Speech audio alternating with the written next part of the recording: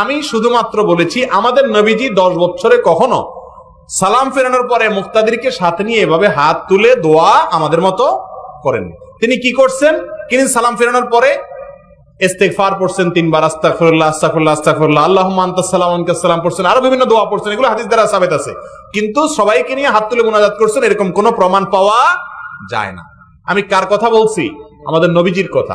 আর এতক্ষণ ধরে আপনারা শুনলেন শুধুমাত্র নবীজির সুন্নত অনুযায়ী চললেই আমরা জান্নাতে যেতে পারবো, আল্লাহ নিজেই কোরআনে বলে দিয়েছেন। অতএব নামাজের পরে সারা দুনিয়া মুনাজাত করে, কিন্তু আমার নবীজি করেননি। আমি কোনটা মানবো? মুসলমান কোনটা মানবে? নবীজি তাই করছে। এখন আপনি যদি বলেন না হুজুর নবীজি করছে প্রমাণ আছে, তাহলে আপনি প্রমাণ দেখান। কথা কিন্তু একটা, ঘুরে ফিরেলে হবে না। আমাদের নবীজি সালাম ফেরানোর পরে সাহাবীদেরকে নিয়ে মুনাজাত করছেন কিনা, যদি করছেন থাকেন কোথায় আছে? আমি কি বুঝাইতে পারছি? এরপরেও যদি কিছু ভাইরা বলে না, একটা হাদিসে আসছে কিন্তু যে ফরজ নামাজের পর দোয়া কবুল হয়, আর দোয়া যেহেতু কবুল হয় অতএব দোয়া করলাম হাত তুলে সমস্যা কি? তাহলে যাটা শেষে করেন অসুবিধা নাই, কিন্তু একজনের সাথে সবাই সম্মিলিতভাবে করতে হবে এরকম কোনো নির্দেশ নাই। হ্যাঁ, বিশেষ কোনোদিন সালাম ফিরাইছেন, আপনার মনে চাইছে আল্লাহর কাছে কিছু চাইতে, আপনি চান, নিষেধ নেই। কথা বুঝাতে পারছি? কিন্তু এটাকে সিস্টেম বানায় নেওয়াটা কি নিষেধ। কিন্তু আমাদের সমাজে এটা দীর্ঘদিন ধরে চলে আসতেছে ভাই, দীর্ঘদিন ধরে চলে আসছে। আমি একটা মজার কথা বলি আপনাদের, এই মুনাজাত নিয়ে এত গন্ডগোল আমাদের দেশে। মক্কা মদিনার প্রতি শ্রদ্ধা আমাদের আছে না নাই? বিশেষ করে আহলে হাদিস ভাইদের মধ্যে আজকাল দেখা যায় এই মুনাজাত নিয়ে 2 গ্রুপ।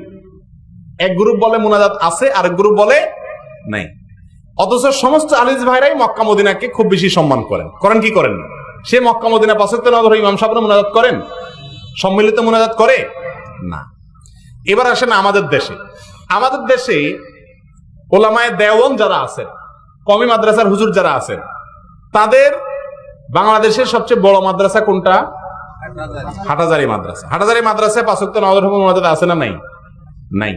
আমি হাটহাজারীর ছাত্র, এখনো খবর নেন নাই। বাংলাদেশের সমস্ত কয় মাদ্রাসার গোড়া। এবার আসেন আলিয়া মাদ্রাসা। আলিয়া মাদ্রাসার বড় বড় মেইন কয়টা মাদ্রাসার ভিতরে একটা হলো তামিরুল মিল্লাত, ঠিক না ভাই? ঠিক, মুনাজাত নাই। এবার আসেন তবলিগ জামাত, হেডকোয়ার্টার কাকরাইল এবং তবলিগের বিশ্ব ইজতেমা, 5 ওয়াক্ত নামাজ মুনাজাত নাই। আমি কি বুঝাতে পারছি আপনাদের? তাইলে গোড়াগুলা দেখেন সবগুলা নাই, কিন্তু শাখাগুলাতে সব আমরা গন্ডগোল করতেছি। আমি কি বুঝাতে পারছি? তারপরও আপনাদেরকে বলবো, যদি আপনাদের এলাকাতে মুনাজাত চালু থাকে, আল্লাহর ওয়াস্তে এটা উঠানোর জন্য গন্ডগোল করবেন, মানুষকে বুঝান।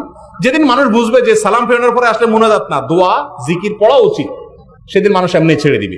আর যদি না ছাড়ে তারটা তাকে করতে দেন, আল্লাহর রাস্তায় এটা নিয়ে ভেজাল করতে যাবেন না, খবরদার। আমার মসজিদে আমি যেখানে জুমা পড়াই 6 মাস পর্যন্ত আমি নিজেও মুনাজাত করছি আমাদের মুসল্লিদেরকে নিয়ে। কেন করছি? কারণ আমি যদি বুঝাই, এখন এটা বুঝবে না। 6 মাস ধরে বুঝাইছি যে রাসূল কি করছেন, হাদিসে কি আছে, কাগজ ছাইফা দিছি, বই বানায় দিছি, কার্ড বানায় দিছি।